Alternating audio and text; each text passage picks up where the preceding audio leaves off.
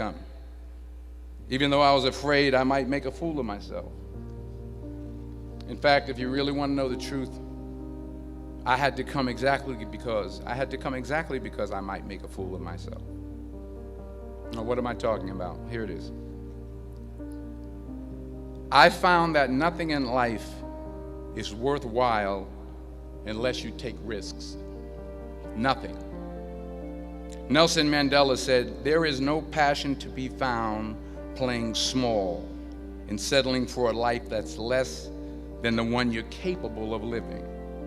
Now, I'm sure in your experiences in school and applying to college and picking your major and deciding what you want to do with life, I'm sure people have told you to make sure you have something to fall back on. Make sure you got something to fall back on, honey.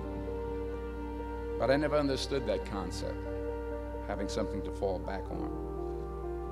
If I'm going to fall, I don't want to fall back on anything except my faith. I want to fall forward. I figure at least this way I'll see what I'm going to hit. Fall forward. This is what I mean. Reggie Jackson struck out 2,600 times in his career, the most in the history of baseball. But you don't hear about the strikeouts. People remember the home runs. Fall forward. Thomas Edison conducted 1,000 failed experiments. Did you know that? I didn't know that. Because the 1,001st was the light bulb. Fall forward. Every failed experiment is one step closer to success. You've got to take risks, and I'm sure you've probably heard that before, but I want to talk to you about why that's so important. I got 3 reasons, and you can pick up your iPhones. First, you will fail at some point in your life. Accept it. You will lose. You will embarrass yourself. You will suck at something. There's no doubt about it. And I know that's probably not a traditional message for a graduation ceremony, but hey, I'm telling you, embrace it, because it's inevitable. And I should know. In the acting business, you fail all the time. Early on in my career, I auditioned for a part in a Broadway musical. Perfect role for me, I thought, except for the fact that I can't sing. So I'm in the wings, I'm about to go on stage, but the guy in front of me, he's singing like Pavarotti. He's just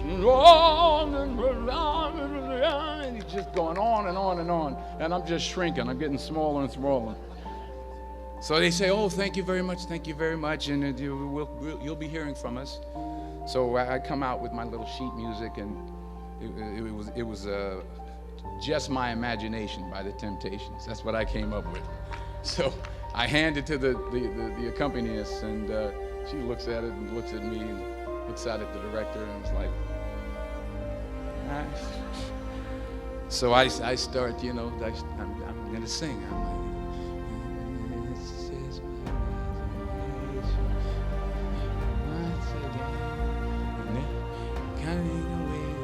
and I'm not saying anything, so I'm thinking I'm getting better. So I start getting into it. Running. They say, "Oh, yeah, thank you very much, Mr. Washington. Thank you." So I assumed I didn't get the job. But the next part of the audition, he called me back. The next part of the audition is the acting part of the audition. So I'm like, hey, okay, maybe I can't sing, but I know I can act. So they paired me with this guy, and again, I didn't know about musical theater. And musical theater is big, so they could reach everyone all the way in the back of the stadium. And I'm more from a realistic, naturalistic kind of acting where you actually talk to the person next to you. So I don't know what my line was. My line was, "Well, hand me the cup." And his line was, "Well, I will hand you the cup, my dear. The cup will be there to be handed to you." I said, "Oh, okay."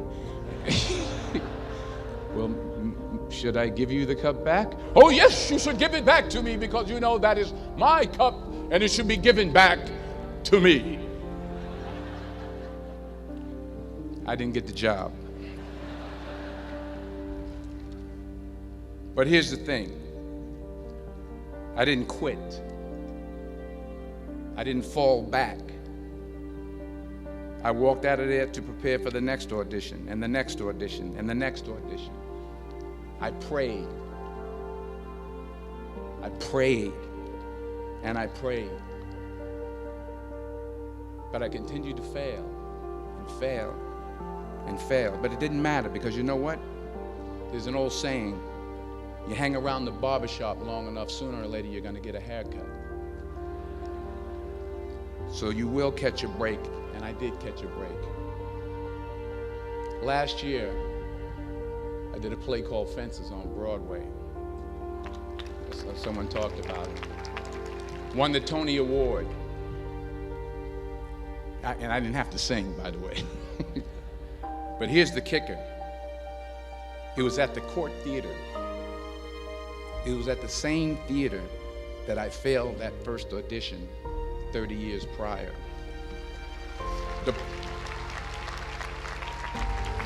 The point is, and I'll pick up the pace, the point is, every graduate here today has the training and the talent to succeed. But do you have the guts to fail? Here's my second point about failure. If you don't fail, you're not even trying. I'll say it again. If you don't fail, you're not even trying. My wife told me this great expression. To get something you never had, you have to do something you never did. Les Brown's a motivational speaker. He made an analogy about this. He says, imagine you're on your deathbed, and standing around your deathbed are the ghosts representing your unfulfilled potential. The ghost of the ideas you never acted on.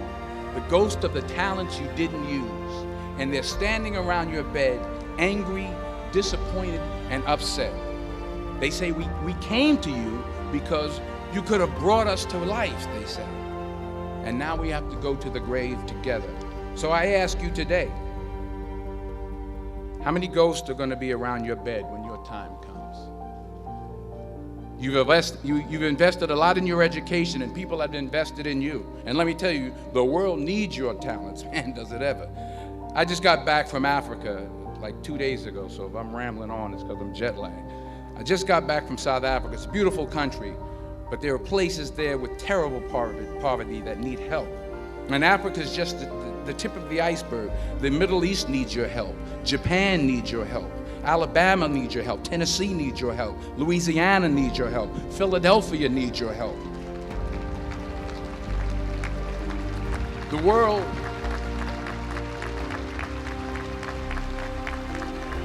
world needs a lot, and we need it from you.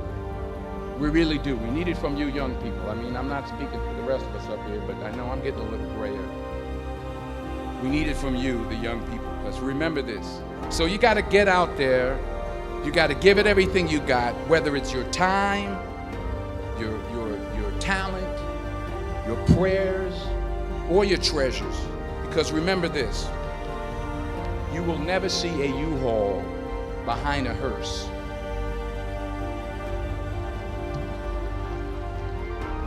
I'll say it again. You will never see a U-Haul behind a hearse. You can't take it with you. The Egyptians tried it, and all they got was robbed.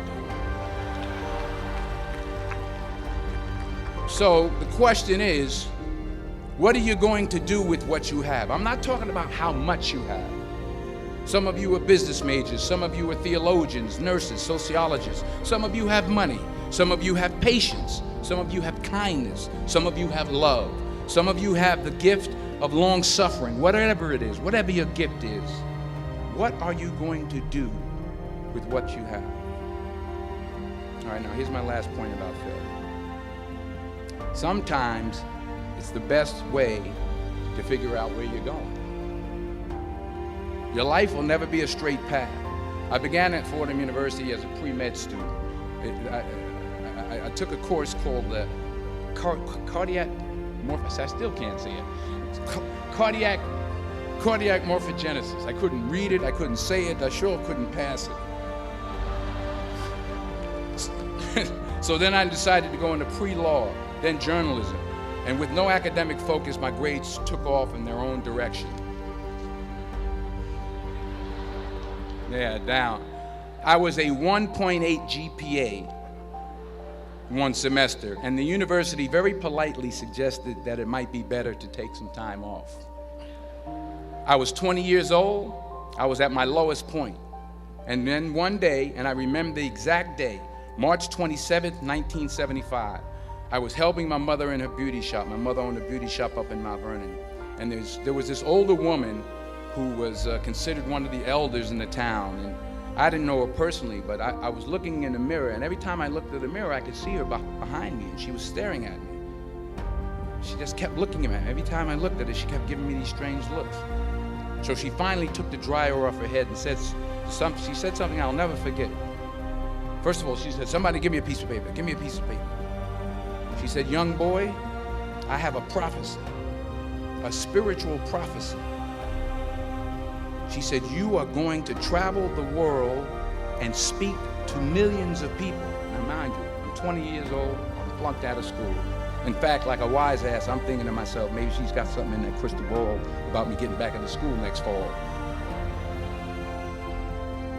But maybe she was on to something, because later that summer, while working as a counselor at the YMCA camp in Connecticut, we put on a talent show for the campers. And after the show, another counselor came up to me and asked, "Have you ever thought about acting? You're good at that." So when I got back to Fordham that fall, I got in and I changed my major once again for the last time. And in the years that followed, just as that woman prophesied, I have traveled the world and I have spoken to millions of people through my movies. Millions who up till this day couldn't see me, who up till this day I couldn't see while I was talking to them, and they couldn't see me. They could only see the movie.